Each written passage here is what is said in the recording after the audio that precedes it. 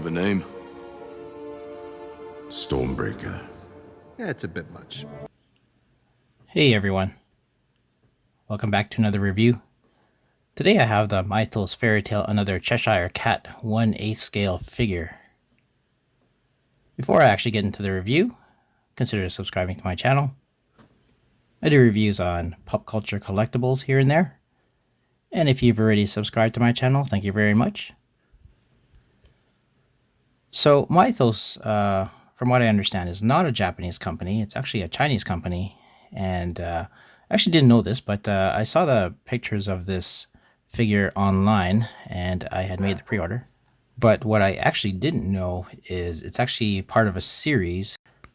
This series consists of figures that were kind of inspired by the fairy tale Alice in Wonderland. So of course they had made an Alice. They have a Queen of Hearts and they have a White Rabbit. Now, of course, by purchasing this figure, it seems like I have gotten myself into a bit of a mess because now I have to grab the other ones.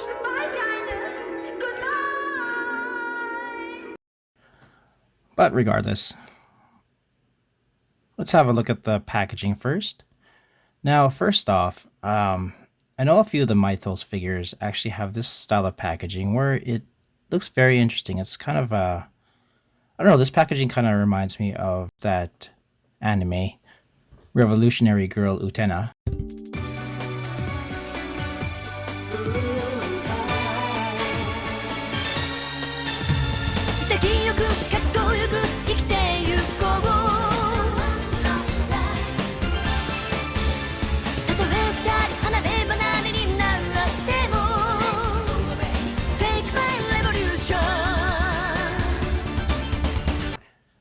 I don't know why. Maybe it's because of the border and it's got like the roses in there that are very visible. But first look at the package. That's what it immediately reminded me of. But it's kind of cool. It's got this nice window packaging that goes all around. You could see through the packaging and you can see the product very closely. And it's a cool idea. The plastic that they use is kind of like a harder plastic. It's like really solid, really brittle. But it's sturdy enough that it can house the figure very safely. It's got this nice design on the front as a frame, and the printing on there is actually reflective. So basically it's black, but it also reflects this kind of purple hue. Turning the package to its side, you see kind of like these vines that are coming across, and then in the middle you have a nice symbol of a cat and a ribbon right on top. On the back of the package, you have Myethos just right in the middle, near the top. And it has this kind of purple border that's, it's kind of cardboard or paper. That's just on the inside of the packaging. It has this cool rose design and some little stars in there. And some rose petals. In the middle, you have this kind of simplified version of the statue in a silhouette. It's got kind of like this tree or vines just wrapping around this cat, just right on the top. And then you see a couple of keys on the bottom. Final side has a silhouette, another silhouette of a cat, this time in a different pose. This pose is more so what the figure is like, where she's kind of lounging. And again, you have those vines and you have a nice design in the middle and the ribbon. Overall, they did a great job on the packaging. Very fancy, very exquisite.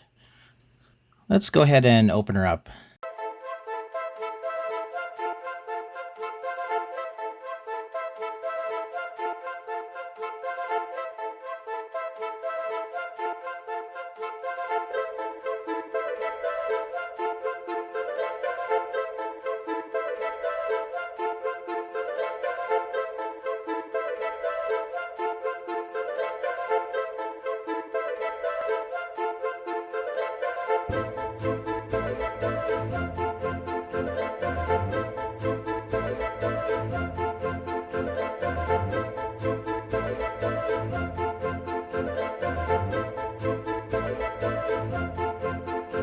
So after opening this figure up, there's a couple of items that were inside the box.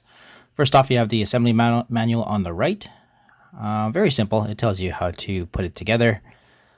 And then you have this kind of postcard thing that Looks kind of fancy. Has the original art. I believe the artist name is Ask. I'm not really sure how you pronounce it. A-S-K. Very nice piece of art. I do like the way it looks. I do like the colors that they used for it. And the figure really does look like the original artwork. Turning the postcard around, you have this nice little message. Thank you for choosing us. And Myethos just right on the top. All right, so putting it together, I do want to note that there's a peg just right on the base. It is shaped in a very distinct shape, so you can't get it wrong. You just have to make sure that you line up the base and the figure itself so it fits. You'll find the hole for the base just right on one of her cheeks. Now, of course, you want to gently place her on top of the base there. You just want to line up the little peg there, and it should just fit right in. There we go, nice and snug. Now, there's a couple of roses here that you can attach to the base. This red one is really beautiful. I really like the way they painted this. It does have a peg on the back to put onto the base. Again, it's very distinct.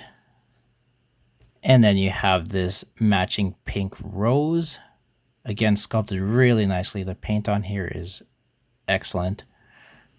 This one has a hole that you insert a peg into. It actually is a stem that you actually insert into this one. So you can't really get these two mixed up.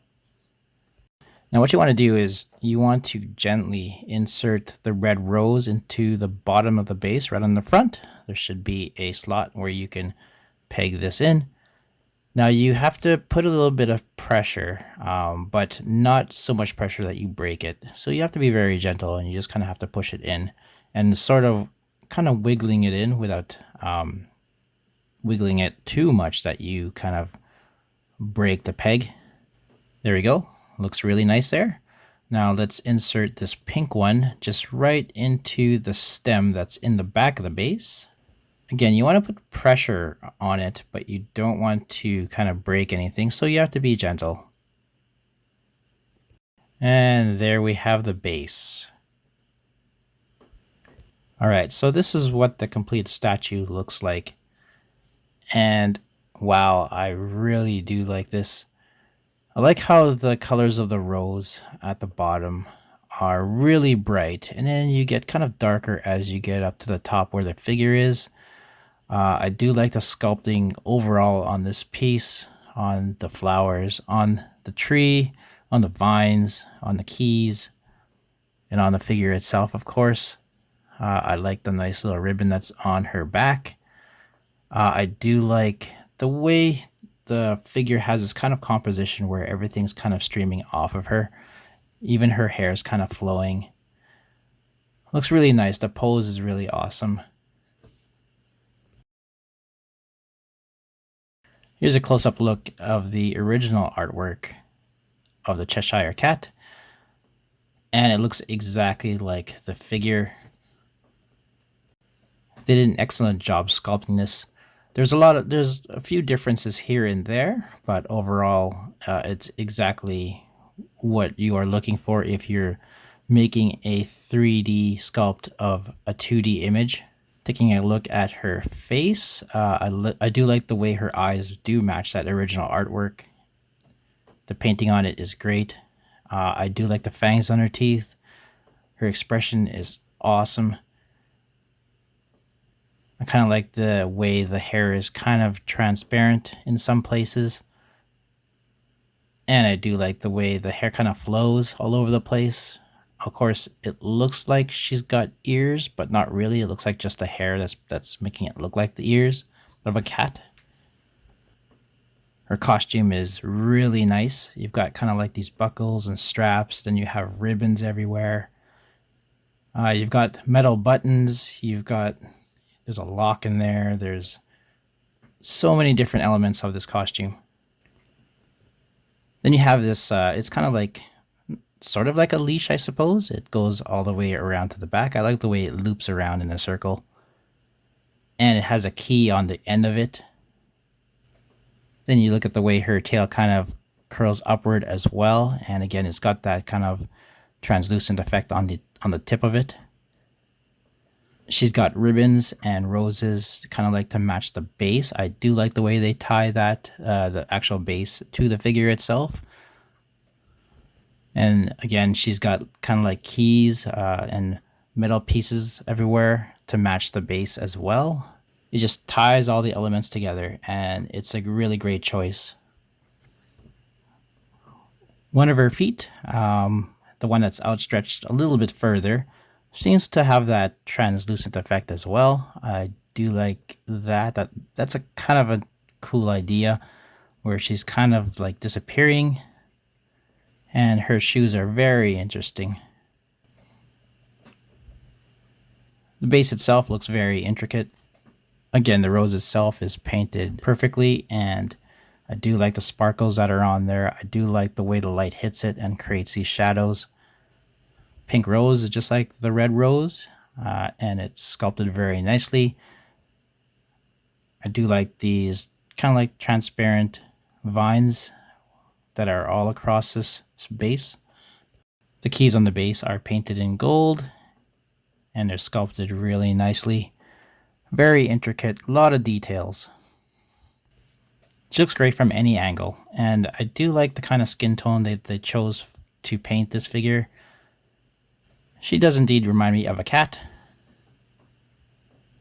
In a way, I kind of didn't want this figure to look this good. That way I didn't have to drop even more money to complete the collection eventually. But, oh wells.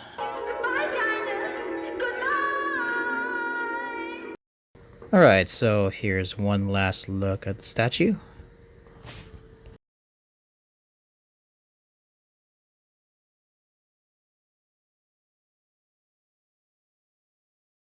Well, this is the end of this unboxing and review. Don't forget to leave a like on this video. And of course, if you haven't already, subscribe to my channel and share this video. As always, thanks so much for stopping by. Hope to see you next time. Take care.